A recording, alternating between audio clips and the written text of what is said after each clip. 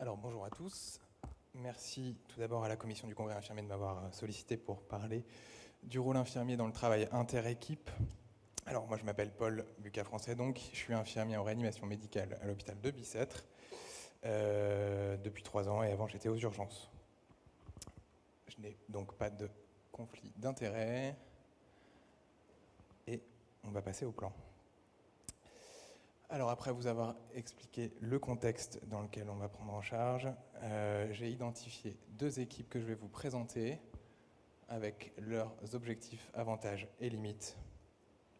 On fera un topo sur le rôle infirmier pour finir avec une conclusion.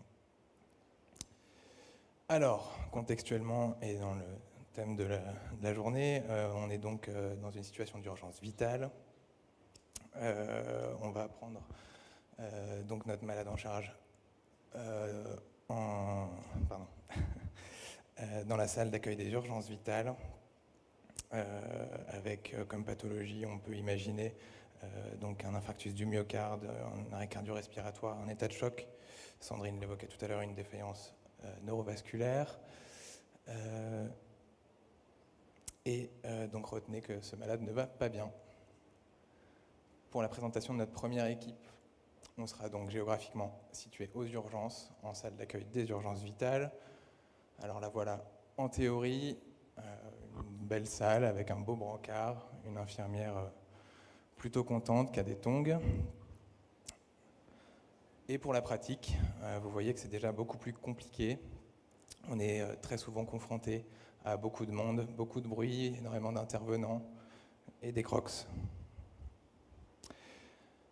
Donc, cette équipe numéro 1, elle a pour objectif d'aller à l'essentiel et d'identifier et de traiter plutôt la symptomatologie. On va également parler davantage qui sera donc l'anticipation.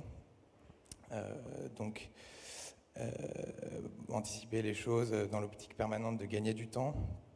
On peut imaginer par exemple la commande de médicaments, dans le cadre d'une hémorragie, de s'assurer et de faire le nécessaire pour la délivrance des produits sanguins labiles.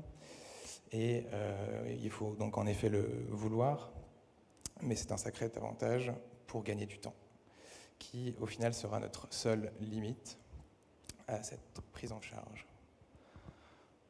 Passons à l'équipe numéro 2, donc dans un service de réanimation, une très jolie chambre, plutôt épurée. Moi j'aimerais bien y travailler, je ne sais pas vous. On est à Washington.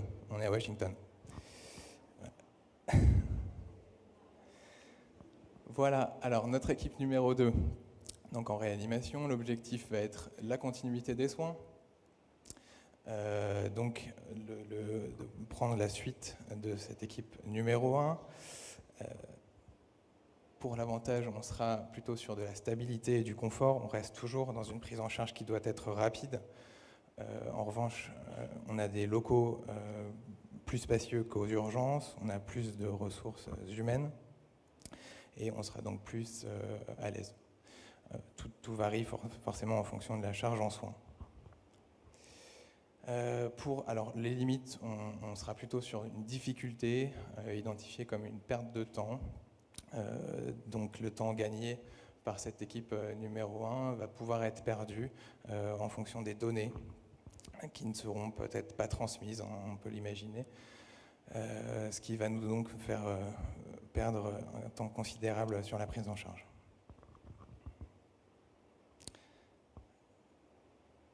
Pour le rôle infirmier identifié, alors c'est un donc véritable trait d'union entre ces 2 équipes. Et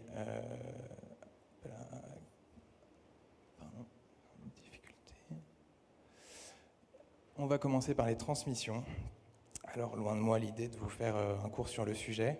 En revanche, quand on sait qu'on peut perdre jusqu'à 80% du message initial, la déperdition d'informations elle est trop fréquente dans notre profession.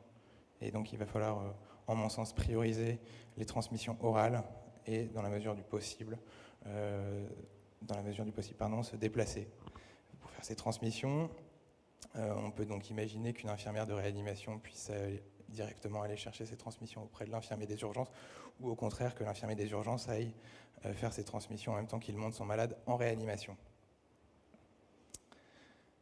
Deuxième point, la traçabilité. Là, on sera sur un gros travail de l'équipe numéro 1 qui va devoir tracer tous ses faits et gestes, les horodater. Après, à l'équipe 2 également de pouvoir bien les récupérer et d'en identifier la chronologie. On va par exemple avoir le bilan sanguin qui pourra être réalisé. L'équipe numéro 2 devra bien identifier quelles analyses ont été demandées et à quelle heure ont été demandés ces examens-là. Dans la prise en charge d'un état septique, les urgences débuteront probablement une antibiothérapie. Il va être donc fondamental de savoir quel antibiotique a été utilisé, à quelle dose, et plus fondamental encore, l'heure à laquelle il a été perfusé. La cohésion. Alors pour la cohésion, je me base sur une étude qui a été réalisée au service d'accueil des urgences de Besançon en 2012, qui s'appelle Pratique et protocole, qui met en évidence,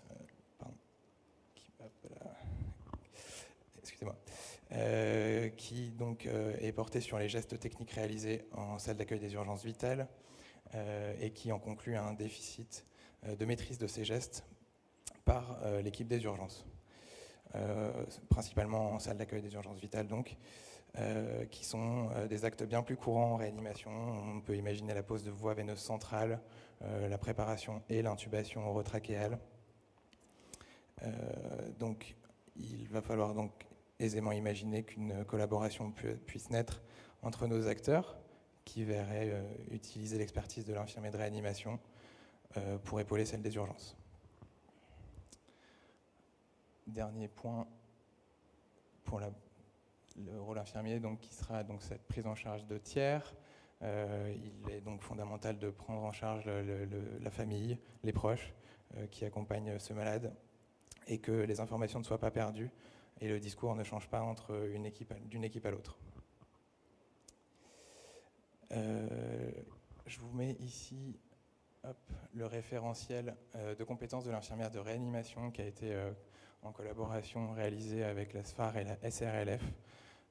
Il en est de même pour le référentiel de compétences de l'infirmier en médecine d'urgence qui a été réalisé par la SFMU, qui décrit cette prise en charge comme essentielle.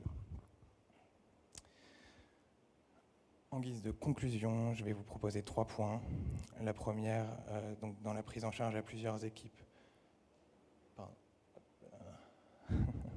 Dans la prise en charge à plusieurs équipes donc d'une situation de détresse vitale, la communication adaptée sera fondamentale. Alors parlez-vous.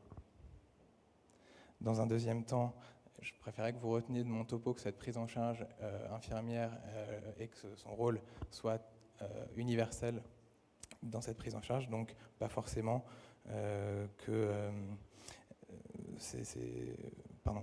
ne sont pas des guidelines pour les infirmiers de réa ou des urgences, mais qu'on pourrait très bien imaginer que cette prise en charge soit entre intra ou extra-hospitalier, différents acteurs. Et dernier point, en réalisant ce travail, je me suis heurté au manque de littérature sur le sujet. Alors je vous invite à vous investir et à développer la recherche infirmière si vous le souhaitez sur ce sujet ou sur tout autre sujet. Merci pour votre attention.